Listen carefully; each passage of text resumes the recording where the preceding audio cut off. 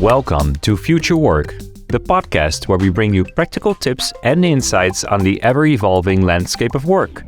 Join us as we explore the trends, innovations, and challenges shaping the way we work, today and tomorrow.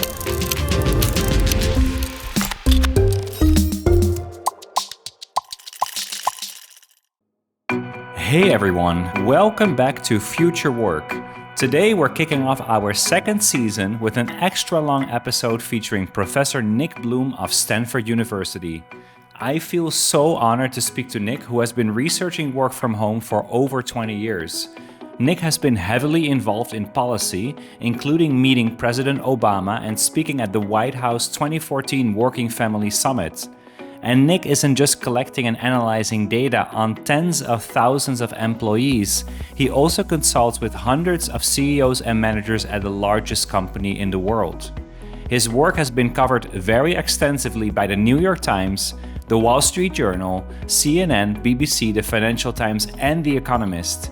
He was called the prophet of remote work by Fortune magazine, America's best work-from-home expert by Business Insider. He was elected to the Bloomberg 50, and maybe most importantly, he was named as one of our 55 top remote thought leaders. Today, Nick and I talk about why the media is often wrong about hybrid and remote work, what people really want from work, why the office as we knew it is never coming back, and what the opportunities are for employees globally now that work is becoming more remote. So let's dive in.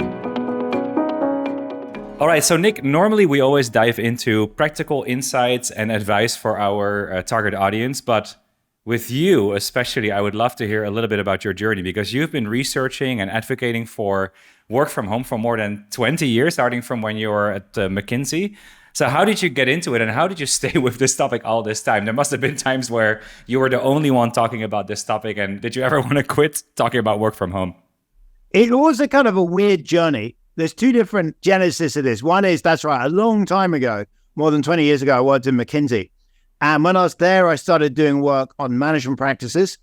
And I left McKinsey, went to academia, first at London School of Economics, and more recently in Stanford. And I did a lot of work on management. And part of that is, performance management systems, monitoring evaluations. But there's another component of it, which is being nice to people, which I think of as like flexi time, maternity leave, job sharing, and work from home. And work from home I was particularly interested in because I was one of four kids. When I grew up, both my mom and dad worked full time. And so they used to, try and work from home between them in the school holidays. My dad was in the NHS as a doctor, and my mom worked in the UK government. So it wasn't like, they're reasonably well paid, but it wasn't a super high-end job. I had an experience. I remember, in the 80s, there was no computers. These were, they wasn't great. It was shuffling pieces of paper. And so I was like, I remember my parents' pain, of having to bring this stuff home. And I just kind of got into it. And over time, I was doing a bit of work. And the other thing that was a bit of a spur on was the event with Marissa Mayer. It got banned in 2013. There's a huge amount of policy and media interest around that. And also, I was very fortunate to have a student in Stanford, James Liang, who was the co-founding CEO and by that point, chairman of Ctrip, like a massive global travel agent. And they wanted to downsize their Shanghai headquarters and were thinking of sending the call center workers onto work from home, at least what we'd now think of as hybrid, so a few days a week. So they did a big randomized control trial that I got involved in. So, to be honest, there was no big general plan. There was a lot of random small nudges that led me to start working on it 20 years ago. So you were involved in this topic for so long. And like you said, maybe by happenstance, you ended up meeting the chairman of Ctrip, and then you did this like really famous paper on their experiment, basically about sending some people to work from home and others in the office. And you started seeing at that point already that actually working remotely is totally fine. It can totally work. But that was still way before the pandemic, way before other kind of companies started experimenting with it. So what have the last couple of years been like? And again, you as the one that has been studying this for such a long time, does it feel that you were just waiting forever to finally people to realize that working from home is totally okay? You're never quite sure if you trust your results. So just to explain, from 2010 to 2012, we ran this large randomized control trial of around 500 people in Shanghai in C-Trip's call center. And what we did is we took them, these are all volunteers, and we randomized them by even and odd birthdays. So if you happen to have an even birthday, so you're born on the 2nd, 4th, 6th, 8th, 10th of the month, you got to work from home 4 days a week, and you have an odd birthday, you had to keep coming in full time. And, the reason the firm did it back then was it thought, well, we can save a lot of space, but work from home employees would goof off. And their question was, how much will they goof off? Like, will they work a lot less, in which case it's a bad idea, or maybe not much less? We ran the experiment, crunched the numbers, and what you found is work from home employees actually work 13% more, which is like massive increase. That's crazy. And, everyone was like, really? You double checked it. When you went to interview them, it kind of made sense because it turned out they said, look, going to the office and back is really time consuming. I'm working more time. I'm often late. It takes longer to have lunch, takes longer to have toilet break. I can concentrate, blah, blah, blah. But having said that, roll it forward to 2015, 2018, 2019, I was surprised there wasn't more take up. But then another view is, look, we've done one firm, one experiment. Maybe there's something unusual about Shanghai in 2010 or, something about the firm.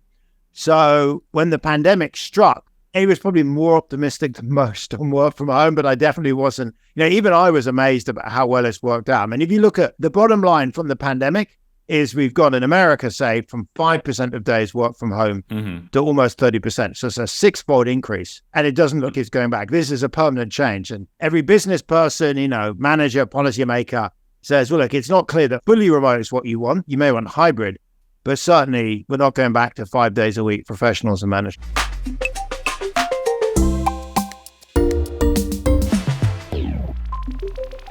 Nick, I love that you said that we're not going back to the office 5 days a week. I'm a firm believer in giving people more agency, more autonomy in the workplace. And we need to become more employee-centric. We need to allow people to design their work around their life instead of the other way around. So where exactly do we stand now with hybrid and remote work? What are you seeing in the data? I would say for anyone listening, particularly if you're running your own company, maybe allocate your employees into three groups, and let's go through them. So the first group is folks that have to come in every day. Turns out, I know the data for Europe and the US, that's about 60% of the entire labor force. So, take Stanford University, just to use an example of my employer. The people that do cleaning, security, food service, transportation, these people have to come in every day. This is not an activity you can do remotely. So that's group one, and there's really not much choice about it. In the long run, maybe, but for now, it's kind of fixed. Group two is a lot of professionals, managers that are settling into hybrid. Hybrid it looks something like Monday, Friday, you work from home. It's quieter, timed out. It's more like reading, writing, analysis, one-on-one meetings like this. Tuesday, Wednesday, Thursday, you're in the office. It's more lively. It's more mentoring, more group meetings, problem solving, trainings, presentations, etc. That seems to work pretty well. The evidence on that is it's about net zero on productivity. You can think of arguments in both directions. I've looked at a lot of data. It's about zero effect overall. And the huge benefit is employees really like it. They value it about the same as an 8% pay increase. So if you're a firm, as I talked to hundreds and hundreds of firms, there's no reason not to. And there's a good reason too, which is reduces quit rates and makes it easier to hire. So if I think of Stanford, faculty, a lot of the administrators, managers, they're all on hybrid. Then there's a third group, which is fully remote. That's kind of the most mixed group, but mostly by head count, that's about 10%. So fully in-person, 60%, hybrid's about 30, fully remote's about 10. Fully remote, most of that 10% across, around the world is a lot of folks in like data processing, call centers, HR, benefits, payroll. A few are more higher-end IT, coding, journalists, copywriters, authors, etc. If I think at Stanford, we have, about 1,000 fully remote employees. They've been great, but they tend to do things like IT support. And if it gets really complicated or I need the hardware fixed, they'll hand over to somebody local. And the motivation for fully remote, it's dramatically cheaper for the university. So an hour of fully remote time, you're not paying for any space. That saves 10, 20% straight off. And you can hire these folks globally. So, the last person I asked where they were, and they're in the Philippines. So, you can imagine you can get an amazingly highly talented person in the Philippines, probably paying 2/3 you can of what you get in the US, and, you get a better employee. So those three, I think, all make sense, and they're all slightly different fit. And most large firms have all three of those types in their company. Yeah, that was one of the things that in one of your most recent presentations really stood out to me, that we're really not talking about you're either a remote company or a hybrid company or an in-office company. For most companies, they'll have to embrace all of these different models for different groups of people. I have to point out one thing about what you just said. Did you say it's like an 8% pay increase? Yeah. People perceive it as valuable as it. That's incredible. Yeah, it is. So to put where does that number come from? We surveyed now in 38 countries. We maybe asked across those countries in the US, maybe 200,000 people this question. And you get pretty accurate numbers. There was actually, interestingly, a research paper back in 2017 on this, and I found a very similar number. Another way to look at it is I did a randomized controlled trial a year and a half ago. We randomized people into hybrid in China or fully in person. When they're randomized into hybrid, their quit rate went down by 33%. So people really like it. You may think 8% pay increase is a lot. If I flipped it around, I could say, look, what happens when you go to hybrid? Let's say you can work from home 2-3 days a week. First off, you avoid something like 4 to 6 hours commute, or 3 to 4 hours commute a week. We know from survey data, there's these happiness surveys going back decades. Even Danny Kamerman, who's the Nobel Prize winner, has done some of these, and they're amazing. What you discover is the second most unpopular thing in the day when you ask people about it is work. People don't like working that much. That's why you got to pay them a lot of money to do it. The most unpopular thing, even more detested than work, is commuting. So people loathe commuting. So first strike, you get rid of the worst activity in people's day. Plus you save them a lot of money. And now they can also live further away and, they get rid of that stress and hassle. So I'm not surprised. I mean, it's funny. You should think to yourself, I had a job, one paid 8% less, but I only had to go in 2 days a week. And the other one paid, the base, but you had to go in all 5, which you take. If it were me, that's a tight call. If you're only having to go in 2 days, you can live further out, have a home office, more space, better neighborhood, more free time. I don't know. And this is why in the data we see that's about the average number. Yeah, it makes so much sense. And definitely I would take the 8% pay cut if it meant that I can work in my current schedule. And by the way, we're also 2 days per week in the office, fixed days that we choose with the team, and then 3 days from home. Or in case of me as the founder, 5 days working from home. So a lot of models out there, and that's what we currently see. That's the current kind of like distribution. Where do you think it's heading in the future? What kind of models will you see kind of grow in size, and which models will we see maybe decrease? Will we eventually all work from home completely? Will we somehow still go back to the office? What do you think is the model that's going to be most popular? Great. So why don't I give you a kind of a 3-year and then maybe I'll hazard a guess at a 5 or longer year horizon. So in 3 years, I think we're looking at basically a Nike swoosh. So a Nike swoosh in the sense that if you go back, a year or two, you see work from home levels are falling. In Europe and the US, work from home levels have almost stopped falling now. They're kind of flat. And running next year, and certainly the year after, 25, 26, I think they'll be rising again. Why is that? There are 2 huge long-run factors that are pushing up work from home. Number one is technology. So we have data going back to the 60s on levels of work from home, and it was, pitiful. It was 0.5% of days back in the 60s. Wind life forwards a bit, you get to the 90s, personal computer comes along, it's easier to work from home. Then you have laptops, you have the internet. Around 2010, 15, the cloud starts to come in. Skype was a bit earlier, Zoom calls, etc. So what's happened is technology is getting ever better and it's making it ever more effective to work remotely. And that's still continuing very much. So, Apple's headset or better software or camera. So fact one is technology is ever pushing work from home level up. Fact two, the growth of new firms. So what we see in the data very clearly is young firms, new firms tend to be much more remote. The latest generation of folks coming out of college, they want a university, entering the labor market. They want at least 1 or 2 days a week remote. They mostly want, 3 days in the office. They don't want to be fully in the office. Those companies and those people, as they grow and mature, are going to be tomorrow's medium and bigger companies, tomorrow's kind of CEOs and managers. So both of those forces are pushing up. So I think it's pretty clear it's flatlined really in the US. The next change of direction is to head up. In terms of what things will take off, fully in person, I think, is slowly withering away. So I saw a great piece in the USA Today, actually, earlier in the week, I liked a lot, talking about some jobs you never guessed could be fully remote. So one of them is when you drive through a fast food restaurant. In America, you shout into this loudspeaker to give your order, and then you drive up to the window and there's someone that hands you a hamburger and fries, whatever it is. Turns out, I didn't realize that many of the people taking that order are remote workers.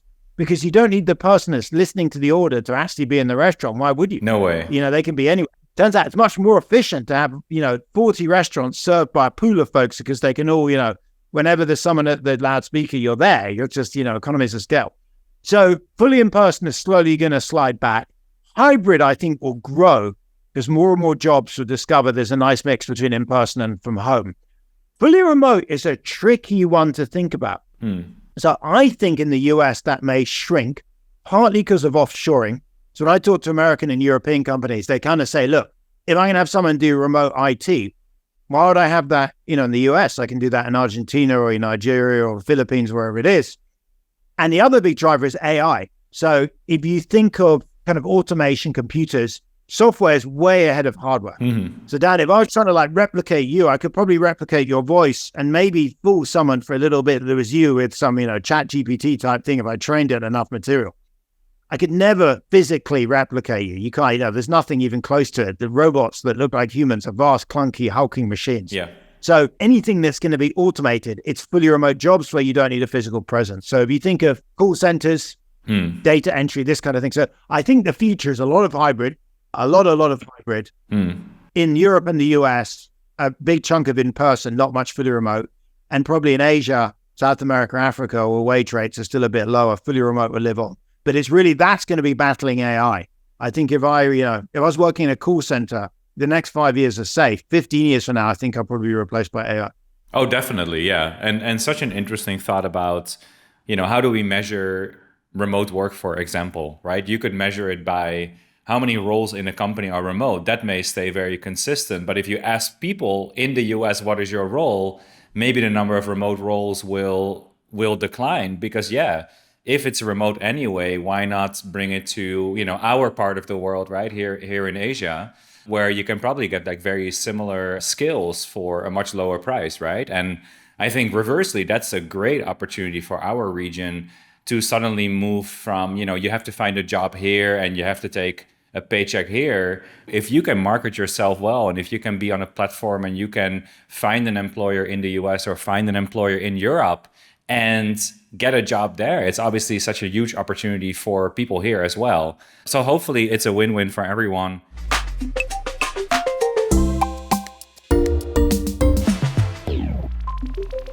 I just wanted to ask you a question because you talked about younger companies, right? If a young founder comes out of university right now, quite unlikely, unless you're Sam Altman, to say everyone has to be in the office 5-6 days a week, right? Whereas maybe in older companies, there's still sort of some nostalgia towards the time that we were in office. We also recently did some research where we asked actual managers, like hybrid and remote managers, are you seeing some of the problems that we keep hearing about in the media, like challenges around productivity and creativity and innovation and teamwork? And the answer was flat out no. Only 2% of managers and across all age ranges said that they experienced these challenges. So what is that gap between what we hear and what we read in the media about companies saying you have to go back to work and the Elon Musks of this world and the actual people managing hybrid and remote teams? What is that big gap? Great. We survey 10,000 people every month out in the US and about 50,000 globally. What you see is this hump-shaped desire in work from home. So if we take people from 20 to 65, 20-somethings don't want to work from home. They typically want to work from home about a day and a half a week. They want to come in 3.5 days a week because they want to get mentored, they want to socialize. And in fact, their homes are normally small, crowded apartments that, they're staying in with flatmates and it isn't that appealing. If you look at 50 plus, they also tend to want to come in. They're kind of used to coming in. They're empty nesters, their kids are out of the house. The group in the labor force that's most keen on work from home is 30s to 40s because they tend to have younger kids. Yeah. Even they want to work from home. Maybe you're looking at 1.5 days a week from 20s and 50 plus, and more like 2.5 days a week in 30s and 40s. The other thing is people ask, well, look, how does that statement square up with the Elon Musks and the Jamie Dimons and David Solomons? Well, I think there we're talking about elite CEOs that are running massive companies, and they are a tiny fraction of the population. But they're a very particular fraction of the population because they're the fraction of the population that happily work 100 hours a week. These are people whose life is work, who are totally focused on work, probably in order to get there. All they've done, there's the story about Elon Musk working 130 hours a week. So if you love work, you want to work every minute that you have, you can't keep you away from work. It's not that surprising you want to be in the office 5 days a week. But they are not representative. We know in large surveys of hundreds of thousands of people, the typical 50-year-old is not like Elon Musk or David Solomon. The typical 50-year-old wants to go, work from home a day and a half a week. So that's where the other disconnect is. It's these, CEOs who are very selected. The reason they're there is they love work. And so, they're not surprisingly not particularly happy to work from home for a day or two. But it still seems that even though that's a very small group of CEOs, which I totally agree, it still seems that the media loves to pick up these stories of companies getting people back into the office every single time. We just had Zoom a couple of days ago. Every single time one company says, okay, you have to kind of work in the office again, that's then the big headline. Yep. And that's then always the proof that, remote work doesn't work, hybrid work doesn't work, we have to go back to the office. And it just seemed to be a narrative that keeps perpetuating. Totally right. And it's why data beats anecdote. So I'll give you these phases I've seen. Phase one, I can remember well because I was doing a lot of media then as well, which was back in May, June, July 2020. You can cast your mind back. That seems like more than 3 years ago. I know. Back then, what was revolutionary was Facebook. Mark Zuckerberg stood up and said, Facebook is thinking that this work from home thing may stick around maybe a day or two a week, you guys. And everyone's like, wow, and the media made it. So the media back in May, June, July 2020 was full of stories about how the whole world is going to fully remote. Looking at the microdata, you could see already by June and July, companies were starting to call people back in because the very worst of the pandemic was starting to pass. So in reverse now, everyone's fed up with those stories. What they love is a contrarian story about X is hauling people back into the office. I know from having looked at the data in the US, our monthly 10,000 a month, the census has 40,000 a month. The Castle has swipe data where you can see people swiping in and out.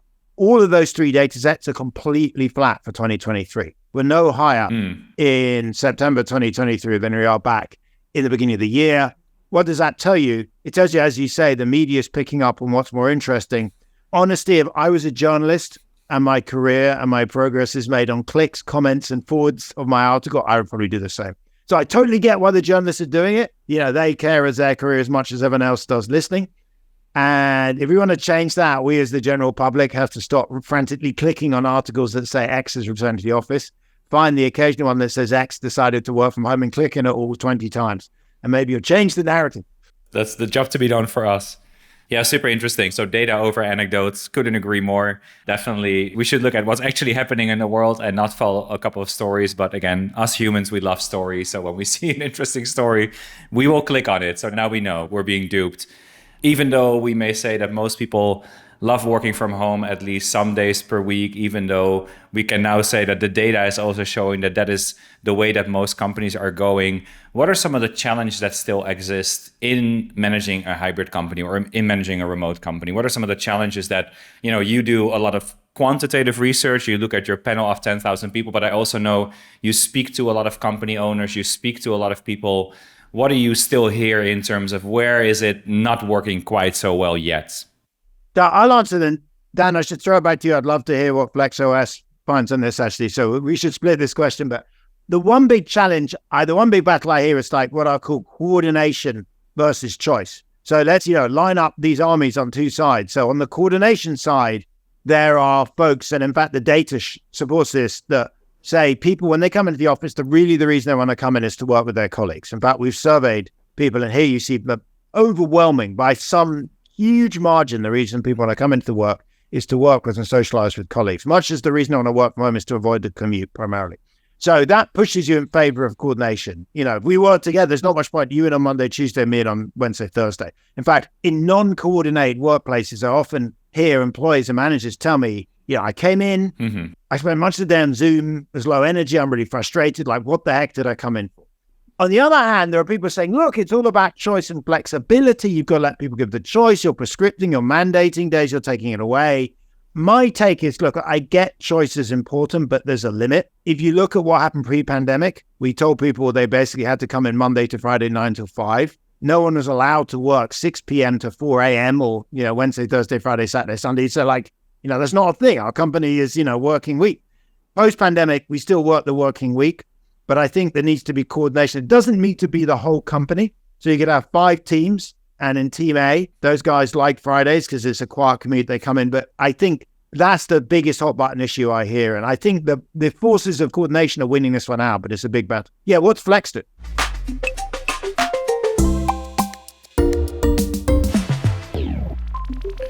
Yeah, I would say that's exactly where we ended up falling, even though I love, again, the idea of people making their own choices, because whenever we have the freedom to choose, whenever we have autonomy and agency, we do better as humans. It gives us the sense of control. It gives us the sense of empowerment, and not that we're just a bunch of little children and the company has to decide for us.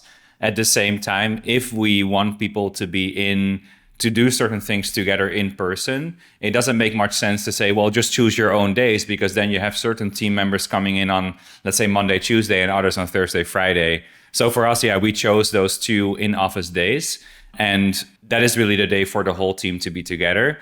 We then also make sure that we use those days very intentionally. So we don't just say, well, you have to be here on Tuesday and Thursday. We really design those days to make sure that there's always something to have people connect beyond just the work, to kind of socialize, to then go through key items together, and then also give people the chance to kind of work focused, because just like you said about younger people in the US, here in Asia is also pretty common that people have places to work that are not really places to work, meaning that you typically just sit on a small desk in your bedroom and there's, maybe 3 generations of people walking around in your house. So it can be pretty noisy. So that's then what we offer. So for us, the thing that we landed on, and it's working, I would say it's working really well. And I think the team would agree.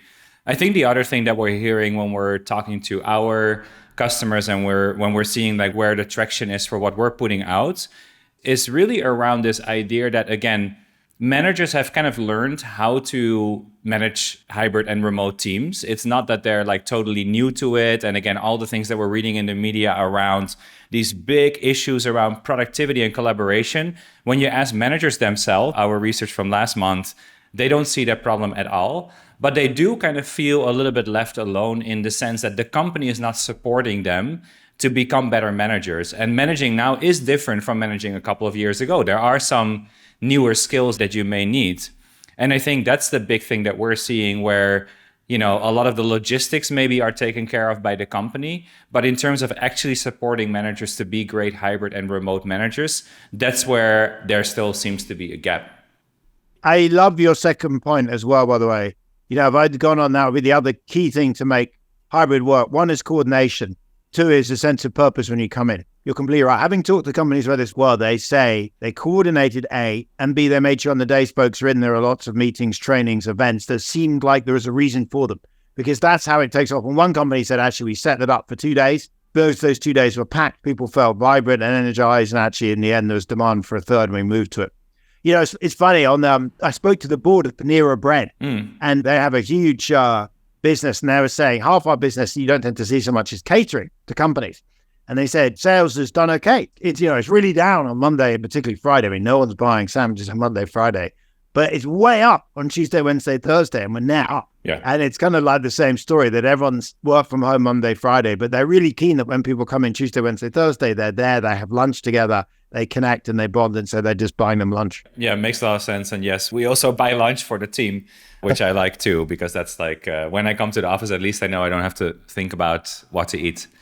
And then on that point about the managers themselves, right? So what do you see when you're talking to companies in terms of how are they supporting their managers? How are they making sure that the managers have the tools that they need and the skills that they need to manage these hybrid and remote teams? Is that starting to become something that companies care about and invest in? Or is that still kind of something that they just kind of leave to the people and hope it works out? Pray for the best.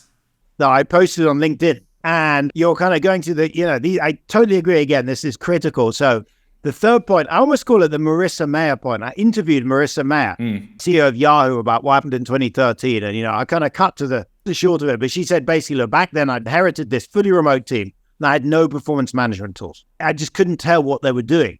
In the office, when you have folks working in the office, you can kind of watch them. Look, it's not great. It's 4 out of 10 management, but you can see how they're at their desk, typing away at their computer, doing something, vaguely constructive. So when they're fully remote, you have no idea. She said, look, the thing you really need to make fully remote a success is performance evaluation tools. And to be clear, this is not surveillance. It's not watching keystrokes and screenshots. Yeah. It's saying, Nick, have you met your sales targets? Have you produced your reports or your customer performance for whatever your performance is? For me, that might be, say, teaching and research. Mm-hmm. If you have good performance evaluation systems that can evaluate people, half day by half day or over longer time spans, then you're in good shape for remote work. Then you say, Nick, you can work from my Monday, Friday, week out, but I'm going to evaluate you and I'm going to, make sure that you're meeting your objectives. If you are, that's great. You're the boss. If you're going to go play golf in the morning and make it up in the evening, that's fine. But if you're not making it, then, we're going to have to reconsider that. And as an employee, that's better too. The biggest upside of remote work or working from home on any given day is I avoid the commute. Upside number 2 you hear is the flexibility to do things like pick your kid up from school, maybe go shopping when it's quiet, go to the dentist, play a round of golf, whatever you do, and then make up for it in the evenings. And that is also very valuable. You can only do that if you're being evaluated on outputs. You can't do that if somebody's clock watching you. And it's such a more, again, to me, it goes back to that point of like, we're treating employees, we're treating our team members as grown-ups. Totally. And we're saying, this is an agreement. I pay you every month. And in return, I expect some outputs, but I'm not going to micromanage you on when you come to work and how you do your work, because at the end of the day, everyone has different hours of peak productivity. And I think they're shifting too. When I was younger, my peak productivity was 10 p.m. until 2 a.m. Now it's 6 a.m. until 10 a.m. Maybe it's almost flipped. But you want people to do their best work when they feel like they can do their best work. And if they're doing that in between other things, that makes total sense. So that real work-life integration. I completely agree. It's funny on the aging thing, you meant to have the same thing. I'm 50. Geez, 20, 30 years ago, I used to work late into the night. Now, I remember I was amazed when I was a kid how my grandparents always got up so early. And, I don't have grandkids, but I'm now, I get up. I like to get up early. I do fine. I feel fantastic. It's like when I come back from the UK, I'm in America. I keep waking up in California because of the jet lag at like 4 a.m. Oh, yeah. And by 8, I'm like, wow, I've done 4 hours. I feel great. And then, of course, by 7 p.m., I'm exhausted and pass out. But it actually works quite well. Yeah, but it speaks to the right point, which is that, again, everyone has their own life going on. And we used to be forced to just show up at 9 a.m. and start to work no matter how we felt. And now you can accommodate much more of how you're feeling and shape the work towards that. It makes total sense. And I think on that note, right, as people are having these kind of, days where they have micro productivity, as Microsoft calls it, where you choose pockets of time where you're working and then maybe you do something that's more personal. How do you make sure that people can collaborate? How do you make sure that you don't have this second-class citizens problem where, the people in the office have one experience, people at home have another experience? Some companies are now experimenting with sort of core working hours. That's the couple of hours that you expect everyone to be online so that if someone asks a question over Slack, that it gets answered. What do you see from your conversations and your research? That is the real mix there. So firstly, for hybrid workers, generally you have, core hours is the office days. So I think of a standard company, Tuesday to Thursday are all in the office. So for a start, those days are taken care of. A lot of urgent business gets moved to them. Monday, Friday tends to be more relaxed. There's a bunch of evidence in science that intermittent working can be useful. And as in problem solving as a group, then quietly thinking then problem solving as a group is more effective than. So that's kind of one of the reasons for it. I can certainly see a logic to core hours if you want it. You want to check in with your employees, but you could easily say, look, we're going to have, 10 till 12 and, 2 to 4 or something. You want to make sure that it doesn't, on the other hand, block employees that maybe want to do something like, go play tennis or something. I have nothing against that as long as they get their job done. So it sounds like, I'm encouraging people to play tennis. You flip it around. Imagine you're big into, picking I have, we talked earlier, I have before the call, but I have a 7-year-old and it's nice to be able to pick her up from school.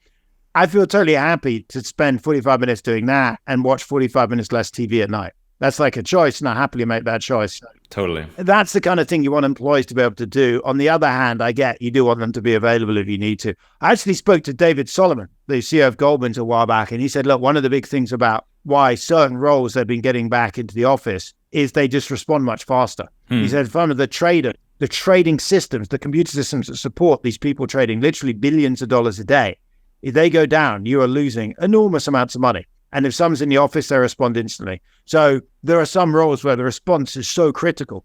Think of an airline pilot. Yeah. An airline pilot, I want them in the office as in sat in that cockpit rather than remote. Because if, there's something going wrong, I want them responding now. I don't want them responding 20 minutes later when it's too late. So there are a range of jobs and roles where response is critical. There are others where it's less critical. It makes total sense.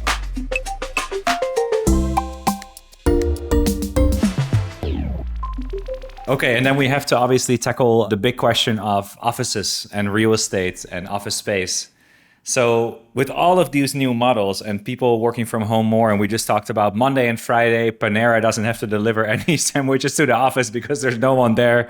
How will this impact offices? Are companies, as we thought during the pandemic, actually going to downsize their offices? Is everyone moving to a kind of hoteling system? Where do we sort of see the dust settling when it comes to the physical space that people used to work in?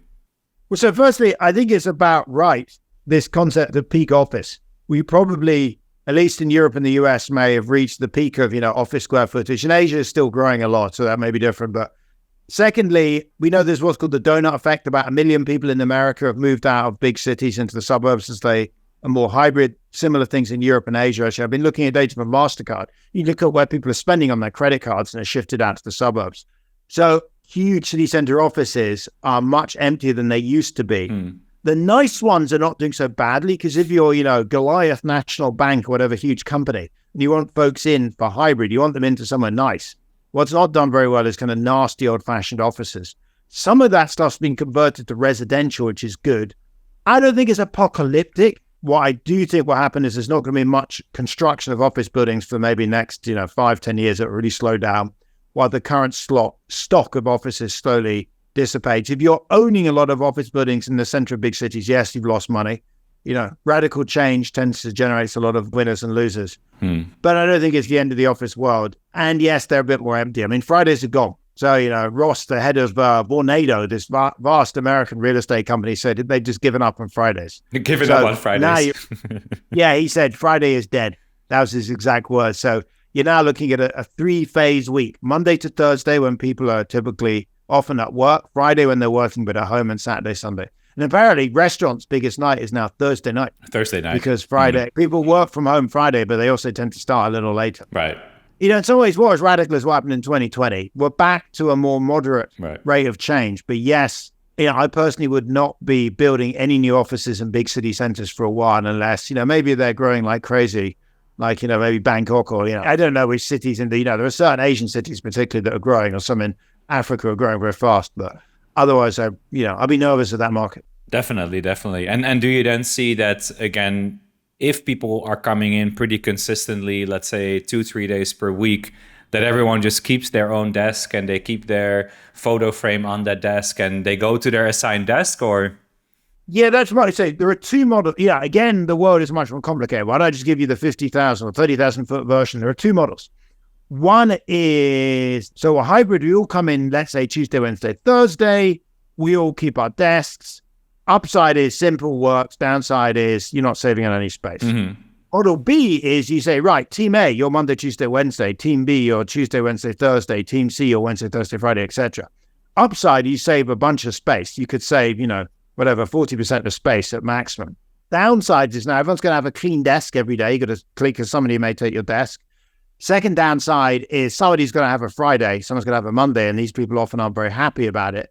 Third downside is you ever want 4 teams to work together, you may find there's no common day. There's just, there's no day they all work. And, fourth downside is if it seems unfair, what I've heard is people say, well, we're going to change it about. So not everyone's going to have Friday indefinitely. But then you got this nightmare of, look, I'm trying to organize childcare and, for the next 6 months, it'll be Tuesday, Wednesday, Thursday, then it's Wednesday, Thursday, Friday. It's just, so it actually gets really quite complicated. And so in the end, most companies I talk to are saying, maybe we'll go to that scheduling model, but for now, have your own desk. Now, there are some, interestingly enough, that downsized so much during the pandemic that they can't do that anymore, and they're kind of struggling a bit. So who was that? I think it might have been Bloomberg or the Wall Street Journal, or some journalist, or maybe the New York Times I was talking to, that said there are now more people, or the FT, there are more journalists than there are desks. And they said, you're going to come in early to grab them. Otherwise, there's no desk. So it's clear, and I've heard this off 3-4 companies, that corporate real estate guys got really enthusiastic about downsizing in 2021.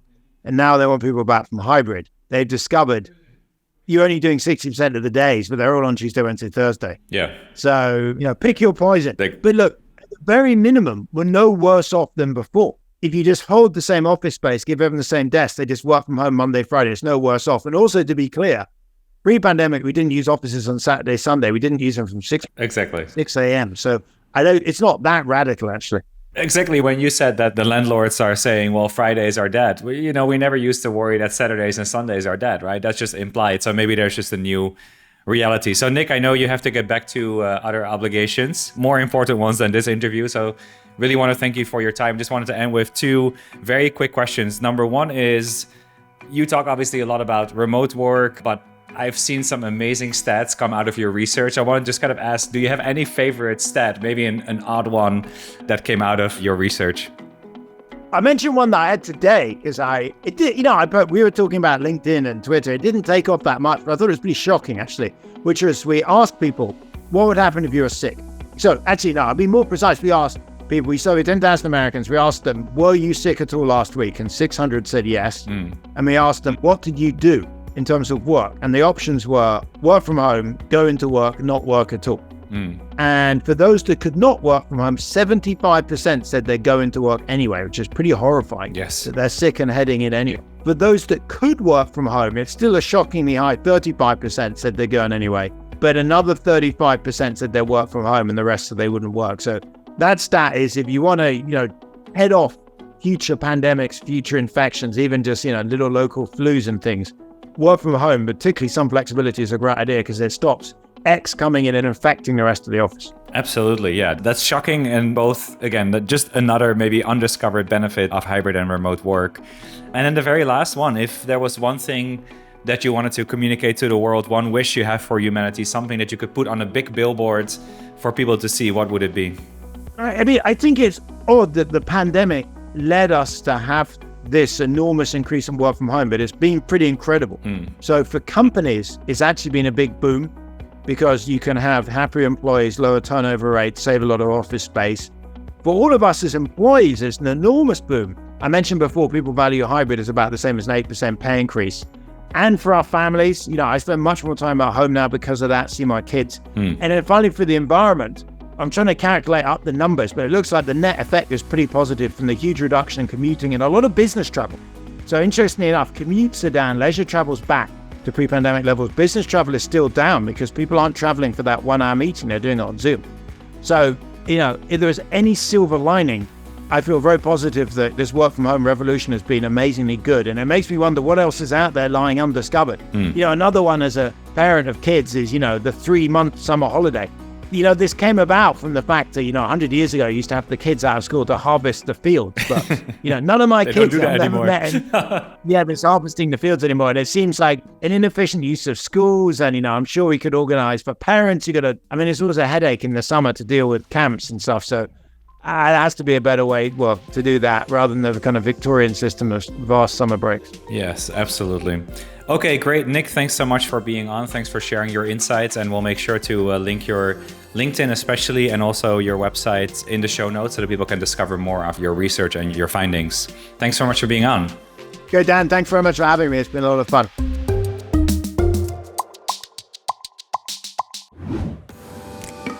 So that was my conversation with Stanford professor Nick Bloom. Starting this season, I thought I'd spend just a few minutes after the interview summarizing some of the key learnings and how we can apply Nick's insights to our work as leaders of modern teams and companies. So, what are some of the key insights that we can apply from this wealth of knowledge? First, that we don't have to be so dogmatic about in-office versus hybrid versus remote. As Nick said, most companies combine all three, with certain people mostly working in the office, some working on certain days, and some working from home. The second insight that I captured is that we should ignore the media. Just as Nick said, we should focus on data over anecdotes. So the next time that we hear some story about Elon Musk or Jeff Bezos, just remember that Nick said that these are elite CEOs running massive companies and that they're a very tiny fraction of the population. Nick's panel data and other sources like Castle, on the other hand, which measures actual swipe-ins into the office, are flat in 2023. People are not returning more than before, no matter what the media says. Insight number 3 is that we should offer remote days. Again, we hear a lot about productivity, but no matter what we read in the press, Nick's research clearly shows that there is no real negative impact on productivity from working from home. And as he said, offering working from home is a huge benefit. Employees value it about the same as an 8% pay increase. So for company, there's really no reason not to offer remote, because hybrid and remote work reduces quit rates and makes hiring easier. The fourth insight that I captured is that we should really make office days much more intentional. Don't let people return to the office just to be on Zoom calls. As Nick said, focus on one-on-ones, mentoring, group meetings, problem solving, training, presentations, etc. People come back to the office to meet other people. This also ties to Nick's point about one of the remaining challenges of hybrid work. We need to get better at coordination and making sure that the right people are together on the right days. Number 5 is that offices won't disappear. There will be certain roles and certain functions that will always remain on site, and therefore the office will not disappear. But those offices will have to be good enough for us to want to spend time in them, which means bad news for ugly old offices and office buildings. And the second to last insight is that I see now a great opportunity for global employees. If we can make jobs remote, people in, for example, Southeast Asia, in this region, can take much better paid jobs while working where they live. And this is an amazing opportunity.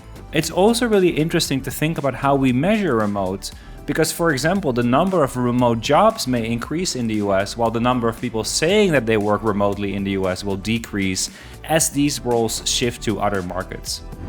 And the very final insight that I captured is that we should focus on outcomes and not on keystrokes.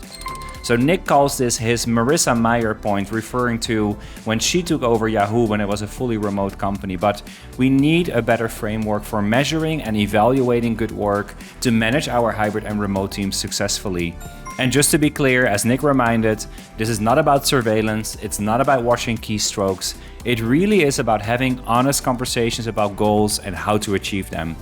If we have this in place, we don't have to worry about people's productivity. We don't have to worry whether people spend time with their kids or even play golf in the morning, as long as the desired outcomes are achieved. And to me, that's great, and that's a much more grown-up version of work.